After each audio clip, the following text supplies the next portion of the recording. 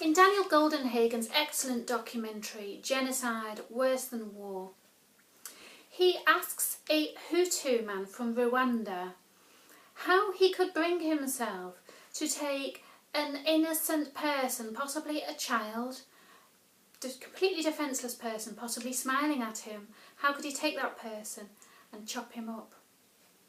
And the Hutu man finds this difficult to explain but tries his best. He says it was a cloud that came into people's hearts and covered them, and everything became dark. He says, looking back on genocide, it is so hard to explain, but the best way he could describe what happened was it was like being in a fog, something like a darkness. I could call it ignorance, but it was not ignorance. This fog that he talks about seems to be typical of what happens during a genocide. Blindness comes over an entire population who, driven by a mixture of hatred and also irrational fear for a minority within that population, find that they can dehumanise those people in such a way that they can chop them up without any mercy.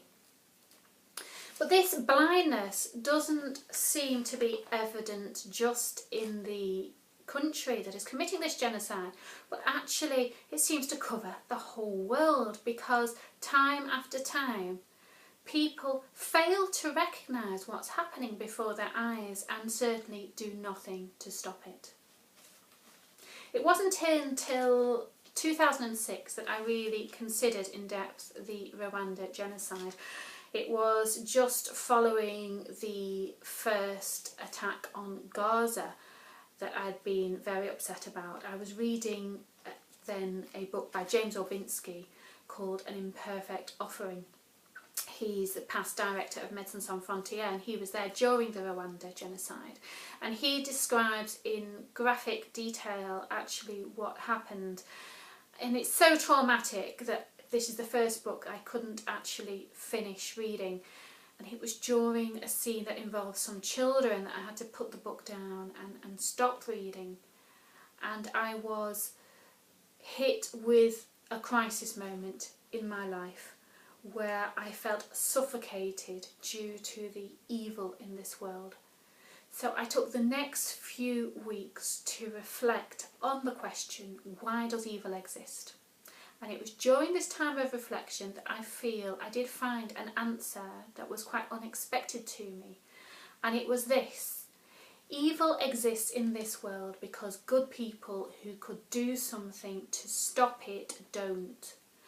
These people that I'm talking about are those people who have freedom of speech, good health, don't have to worry where the next meal comes from. Probably they're not living in a war zone. They are educated, they have skills, they have all these things, yet what do? They live their own lives, generally a good life, keep themselves to themselves and do nothing to change what's happening in the world. And I realised then that I am actually one of those people. And whilst I was living a good life and expressing a few concerns here and there, I wasn't using the skills and tools available to me to actually make a difference in this world.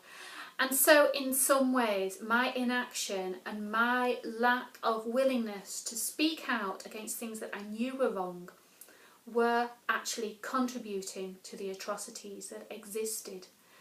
And because of this I realised I was in part responsible for the deaths of those children who were massacred in Rwanda. It was a terrible thought, a terrible realisation. It was worse than my fear of the world. So I then had to commit to using my skills to make a difference in the world from that moment on. And I said to myself, if ever there's another genocide, I'll make up for my lack of inaction with Rwanda. And I was thinking, what was I doing whilst Rwanda was happening? 1994, 95 I think it was. I was having a good time. And I remember on the news there was a little bit about Rwanda, but mostly we were all fixated on O.J. Simpson, the trial of O.J. Simpson, and did he really kill his girlfriend or not.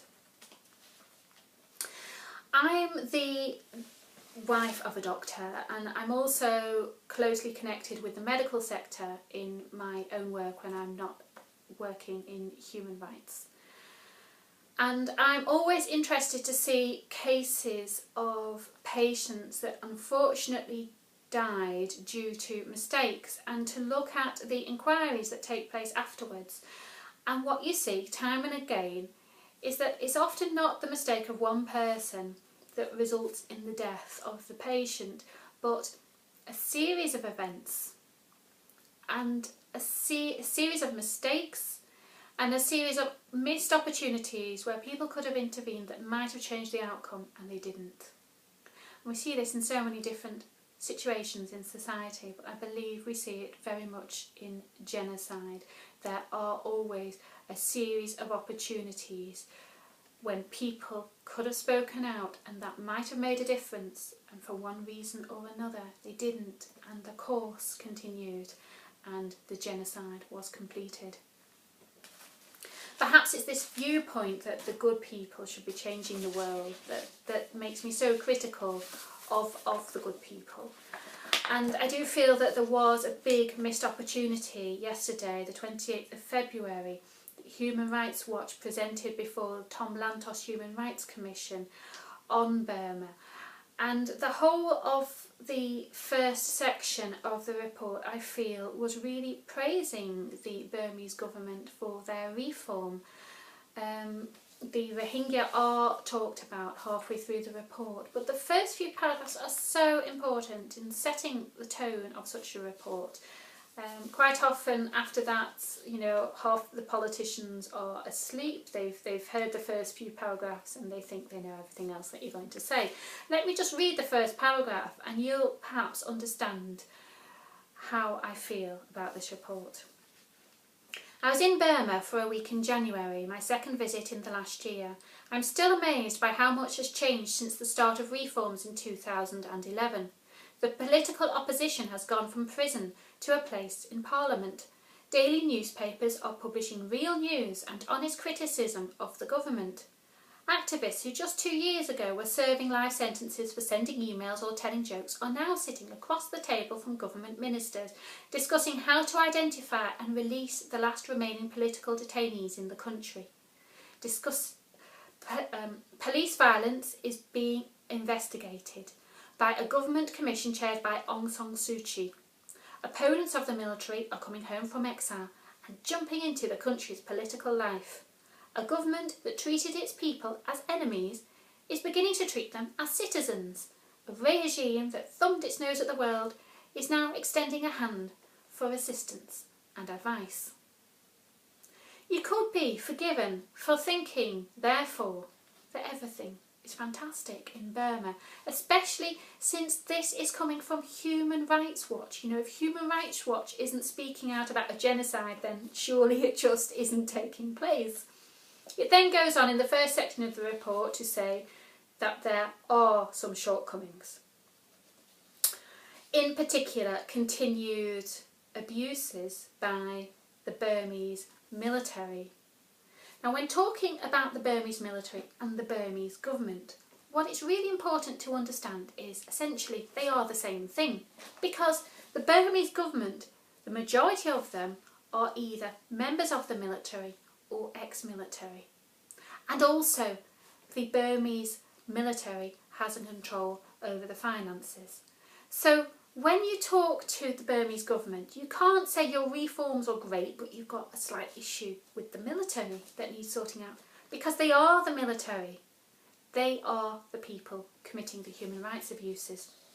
And I understand that life is rosy for the majority of the people in Burma, and that's great.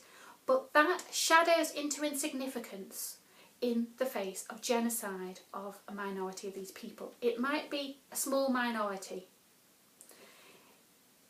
It's at least 800,000 people. But there's hundreds of thousands abroad as well who've also suffered from this. So we can safely say 1 million people are suffering under this genocide. Percentage-wise, that might be very small, but to be honest, even if it's 1,000 people, you cannot eliminate people from your country and be praised because of your reform. I'm quite sure the majority in Germany were very happy with their government and the reforms that were taking place in Nazi Germany when the Jews were being eliminated. And that's the truth, and that's the comparison that you need to make and ask yourself, is this ethically right that a human rights organisation is praising a regime that is actively committing genocide? Now, you might not be happy with the word genocide, and there is another word that you can use if you're not happy with that, which Daniel Goldenhagen uses. That's eliminationism. So let me use that word. The Rohingya are being eliminated from the country. Now, the Rohingya are talked about in this report, and there are some important points made, which I will mention in just a moment. But I believe there are also some mistakes, I would say the mistakes, and some important points that have been omitted altogether. First of all, let me say, there is a sentence here that is very important. It says, police and local security forces either stood by as police were murdered or driven from their homes, or in some cases joined in the violence. Security forces also launched a campaign of mass roundups of Rohingya, detaining hundreds incommunicado. Now that is significant and it shouldn't be neglected. And there are a few other points as well, but let me talk about some of the things that I think are inaccurate. The term sectarian violence. It says, in June and again in October of 2012, deadly sectarian violence broke out. Now this term, sectarian violence, I believe is inaccurate, and there is little evidence to say that this is sectarian violence, because whilst the Rakhine clearly hate the Rohingya don't actually hate the Rakhine, they just want to be left in peace, they just want to live. They're not asking for very much. And they're certainly not going to look to fight with anybody. It is true that some apparently fought back in summer of last year. I believe the second round of violence was different actually. It was very much all one-sided.